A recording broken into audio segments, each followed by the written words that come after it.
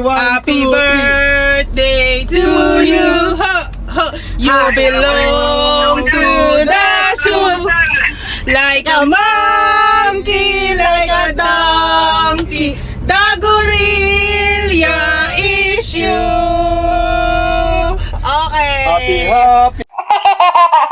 O, diba? Ganyan kalakas mambuli ang pamilyang ito. Hello guys! For today's video, samahan nyo kami dahil meron kaming pupuntahan ng buong pamilya.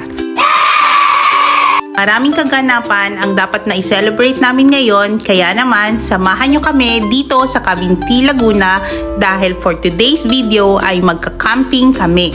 At dahil family yung kasama namin at medyo madami kami, hindi na muna kami mag-e-explore ni Boss Andy ng ibang camping site at dito na lang kami pupunta ulit sa Chandava Lake Resort.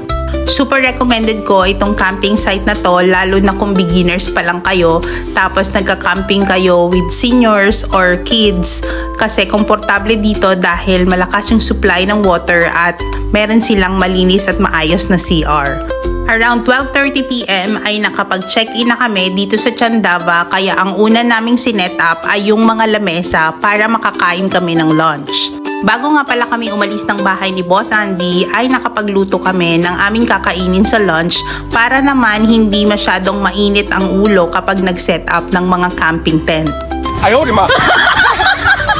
Oo, promise. Number 1, i-take note nyo yan dahil maiiwasan nyo magkaroon ng tension habang nagsiset up.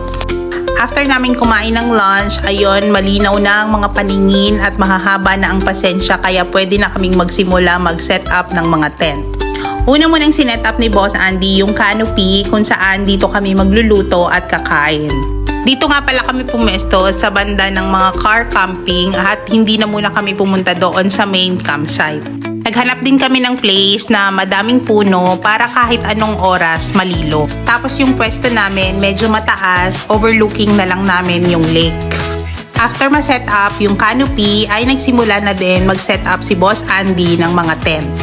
Bali 3 tent lang yung gagamitin namin tapos sina mama at papa at yung mga bata ay sa sasakyan na matutulog. Hindi na kami naglagay ng mga canopy sa tents dahil mukhang maganda naman yung panahon at hindi kami uulanin. Hindi naman nagtagal ay na-set up na ni Boss Andy yung 3 tent kaya naman lahat kami ay tumambay muna dito sa ilalim ng puno. Sabado de Gloria nga pala nung time na to at advance celebration para sa birthday ni Mama. At para maiba naman, instead na mag-swimming ay nag-camping naman kami. At talaga namang solid yung experience dahil nakakapag-relax at nakakapag-recharge ka. Sabi nga, nature really heals. Mga 2 oras din kaming nagpapahinga at nagpapalipas ng oras habang nagkukwentuhan at maya-maya ay nagready na kami ng aming dinner. Mga around 5 o'clock pa lang yan ay nagsiset up na kami ng aming dinner para mas maaga kaming makakain. Habang si Boss Andy naman ay sinet up na niya yung mga ilaw at string lights. And for today's dinner ay sangyupsal ang aming setup. Habang piniprito nung kapatid ko yung side dish namin na kamote ay hinihiwa na din ni Boss Andy yung pakwan for dessert. And after that, sinet up na namin ang aming DIY sangyupsal. Medyo expert na kami sa pagpe-prepare ng ganitong klaseng setup kaya naman napasabi na lang si Papa na parang totoo din naman na sangyupsal eh. Nice. Yun nga lang, ang pagkakaiba namin sa ibang sangyupsal ay hindi kami unlimited order ng meat. Pero still, mukhang tama naman yung tansya namin ni Boss Andy dahil busog na busog ang lahat.